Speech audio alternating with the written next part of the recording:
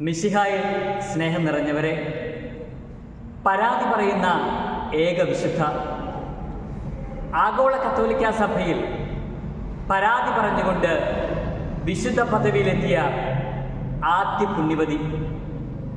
കേൾക്കുമ്പോൾ നമുക്കല്പം ആശ്ചര്യം തോന്നിയേക്കാം. പരാതി പറഞ്ഞുകൊണ്ട് എങ്ങനെയാണ് വിശുദ്ധയായി തീരാനായി സാധിക്കുക എന്നത്. എന്നാൽ തൻ്റെ ജീവിതത്തിൽ എല്ലാ ദിവസവും ദൈവസന്നിധിയിലെത്തി ദൈവത്തോട് പരാതി പറഞ്ഞുകൊണ്ട് വിശുദ്ധിയായി തീർന്ന ഒരു പുണ്യവതി. അതീവ സുന്ദരിയായിരുന്നിട്ടും ദൈവസ്നേഹത്തെ പ്രതി സ്വയം വിരൂപയാക്കി തീർത്ത ഒരു പെൺകുട്ടിയുടെ കഥ. സഹനാഗ്നിയിൽ നിന്ന് സ്നേഹാഗ്നിയായി മാറിയ ഒരു കന്യാസ്ത്രീയുടെ കഥ. ക്ലാരമഠത്തിൻ്റെ ഗോവണികളിൽ വിശുദ്ധിയോടെ പടവുകൾ കയറിയിറങ്ങിയ ഒരു കന്യാസ്ത്രീയുടെ കഥ. അത് വല്ലാത്തൊരു കഥയാണ്. 1910 ഓഗസ്റ്റ് 19 ഭരണങ്ങാനത്തെ മുട്ടത്ത് തറവാട്ടിൽ അന്നക്കുട്ടിയായി ജനിച്ച അൽഫോൻസ ഏറെ ചെറുപ്പത്തിൽ തന്നെ ഒരു കന്യാസ്ത്രീയാവാനായിട്ട് ഒരുപാട് ആഗ്രഹിച്ചുകൊണ്ട് പ്രാർത്ഥിച്ച് അതിനായി ഒരുങ്ങിയപ്പോൾ കുടുംബത്തിൽ നിന്നും മറ്റ് ബന്ധുമിത്രാദികളിൽ നിന്നും ഒരുപാട് പ്രതിസന്ധികളും തരണം ചെയ്തുകൊണ്ട് തൻ്റെ ജീവിതം ക്രിസ്തുനാഥന് വേണ്ടി സമർപ്പിക്കുവാനായി തീരുമാനിച്ചുകൊണ്ട് ആ പെൺകുട്ടി തൻ്റെ ഇളം പ്രായത്തിൽ ക്ലാരമഠത്തിൽ ഒരംഗമായി ചേരുന്നു.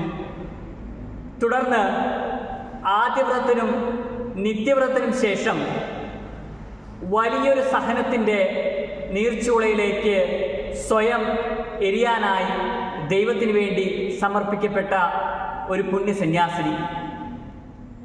സ്നേഹമുള്ളവരെ, നമുക്കറിയാം, മാനുഷികമായ രീതിയിൽ ദൈവത്തോട് നാം എന്നും പ്രാർത്ഥിക്കുന്നതാണ്, നമ്മുടെയൊക്കെ ജീവിതങ്ങളിലേക്ക് സഹനങ്ങളൊന്നും വരരുതേ, എൻ്റെ ജീവിതങ്ങളിലേക്ക് വേദനകളൊന്നും തരരുതേ എന്ന് നല്ല തമ്പുരാനോട് പ്രാർത്ഥിക്കുന്നവരാണ് നാം. എന്നാൽ അൽഫോൻസാമയെ സംബന്ധിച്ച് എൻ്റെ ജീവിതത്തിലേക്ക് നീ ഇന്ന് എന്തേ സഹനങ്ങളൊന്നും തന്നില്ല എന്ന് നല്ല തമ്പുരാനോട് പരാതി പറയുന്ന ഒരു വിശുദ്ധ. സഹനങ്ങളെ പരാതി പറഞ്ഞുകൊണ്ട് ദൈവത്തിനോട് പരാതി പറഞ്ഞ് സഹനങ്ങളെ സ്വീകരിച്ച ഒരു നല്ല സന്യാസിനിയുടെ കഥ. അതാണ് വിശുദ്ധ അൽഫോൻസാമയുടെ ജീവിതം.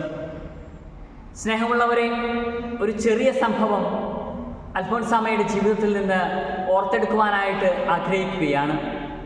നിത്യവ്രതത്തിന് ശേഷം ഒരു അധ്യാപികയായി സേവനം ചെയ്യുന്ന കാലഘട്ടത്തിൽ കുഞ്ഞുങ്ങൾ അൽഫോൻസാമയോട് ഇപ്രകാരം ചോദിച്ചു: സ്വർഗത്തിൽ ഏത് ഭാഷയായിരിക്കും നമ്മളൊക്കെ സംസാരിക്കുക എന്ന്.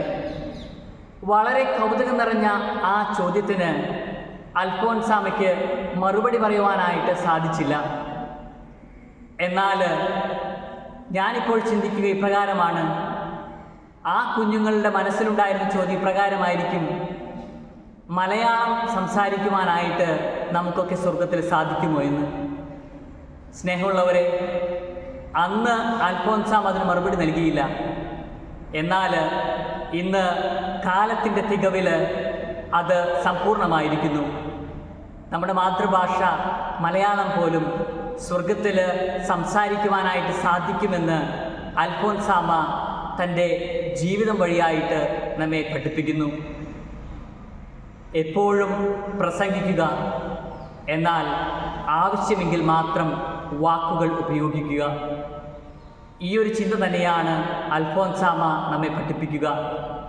സഹനങ്ങളെ സ്നേഹത്തോടെ ദൈവസന്നിധിയിൽ നിന്ന് ചോദിച്ചു വാങ്ങാനും ആ സഹനങ്ങളെ ക്രിസ്തുവിൻ്റെ കുരിശിനോട് ചേർത്ത് വയ്ക്കുവാനും അൽഫോൻസാമ നമ്മെ പഠിപ്പിക്കുന്നു, ഓർമ്മിപ്പിക്കുന്നു. ആ സഹനാഗ്നിയോട് ചേർന്ന് നിന്നുകൊണ്ട് നമ്മുടെ ജീവിതത്തിലെ കൊച്ചു കൊച്ചു സഹനങ്ങളും പ്രയാസങ്ങളും ബുദ്ധിമുട്ടുകളും നല്ല തമ്പുരാൻ്റെ കുരിശിനോട് ചേർത്ത് വയ്ക്കുവാനായിട്ട് നമുക്ക് സാധിക്കട്ടെ. അതിനായിട്ട് നമുക്ക് പ്രാർത്ഥിക്കാം. ദൈവം നമ്മെ എല്ലാവരെയും സമൃദ്ധമായി അനുഗ്രഹിക്കട്ടെ.